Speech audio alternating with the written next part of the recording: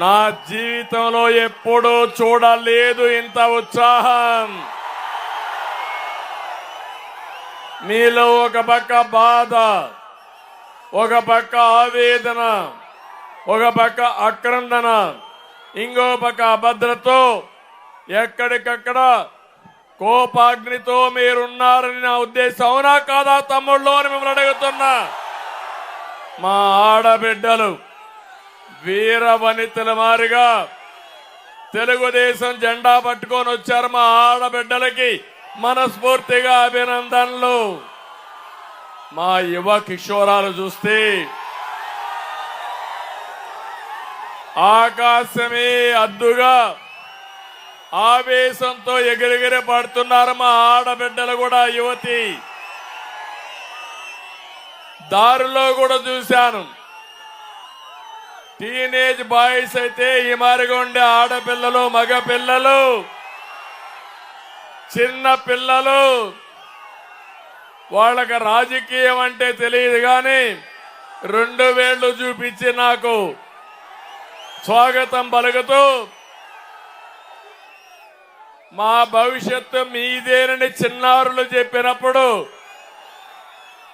నాకు ఎంత ఆనందం, ఎంత బాధ్యత కలుగుతా ఉంటే అంత బాధ్యత వచ్చింది.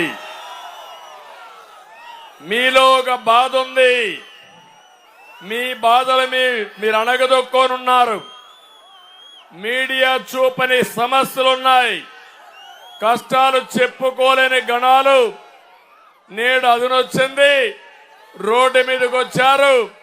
రేపో ఎల్లుండో ఇది పెను తుఫానుగా మారుతుంది. వైసీపీ తుఫాన్లో కొట్టుకోపోవడం ఖాయం. చేసి చూపిస్తారా అని మిమ్మల్ని అడుగుతున్నా. ఏం తమ్ముళ్ళు మీరు సిద్ధమా అని మిమ్మల్ని అడుగుతున్నా. ఏమమ్మా ఆడబిడ్డలు మీరు సిద్ధమా అని మిమ్మల్ని అడుగుతున్నా. ఏమయ్యా రైతులు మీరు సిద్ధమా అని మిమ్మల్ని అడుగుతున్నా. అందుకే నేను వచ్చా, మీకు ఒక భరోసా ఇవ్వడానికి వచ్చా.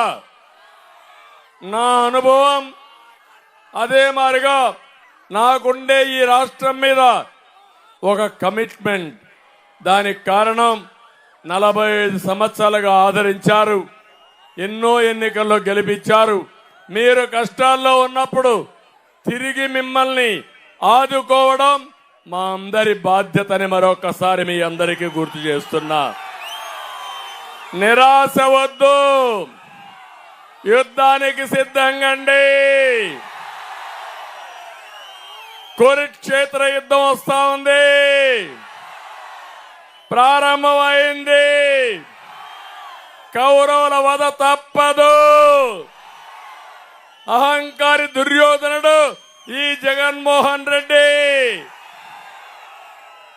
ఇంత అహంకారం పనికిరాదు. ధర్మాన్ని కాపాడుకోవాలి. అవునా కాదా అని మిమ్మల్ని అడుగుతున్నా. ధర్మాన్ని కాపాడితే ధర్మం మనల్ని కాపాడుతుంది. అవునా కాదా అని మిమ్మల్ని అడుగుతున్నా.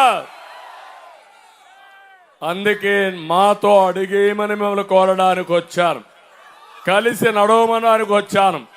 ఈ సందర్భంగా నేను ఇక్కడికి వచ్చినప్పుడు నా సోదరుడు కోడెళ్ల శివప్రసాదరావు గారిని ఒక్కసారి గుర్తు చేసుకోవాలి.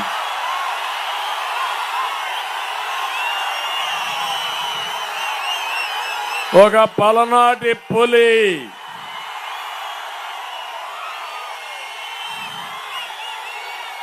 రాజకీయ దురంధరుడు,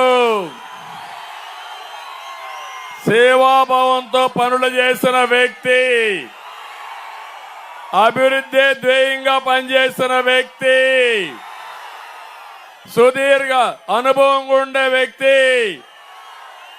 ఏ పని అప్పజెప్పినా బ్రహ్మాండంగా నిర్వహించిన వ్యక్తి కోడెళ్ల శివప్రసాద్ గారు. ఆ రోజు మన నాయకుడు ఎన్టీ రామారావు గారు బసవతారకం హాస్పిటల్ అప్పచెప్తే నేను ప్రోత్సహిస్తే బ్రహ్మాండమైన ఫలితాలు సాధించిన వ్యక్తి కోడెళ్ల శివప్రసాద్ గారు. ఇక్కడే తారక రామ సాగర్ నేనే వచ్చి ఇనాగరేట్ చేశాను. ఎక్కడైతే ఆ సరస్సులో ఎన్టీ రామారావు గారి విగ్రహం పెట్టి పక్కనే వావిలాల గోపాలకృష్ణయ్య గారి మెమోరియల్ కూడా ఎక్కడే తయారు చేశామంటే అవన్నీ నా జీవితంలో మర్చిపోలేనని మరొక్కసారి తెలియజేస్తున్నా.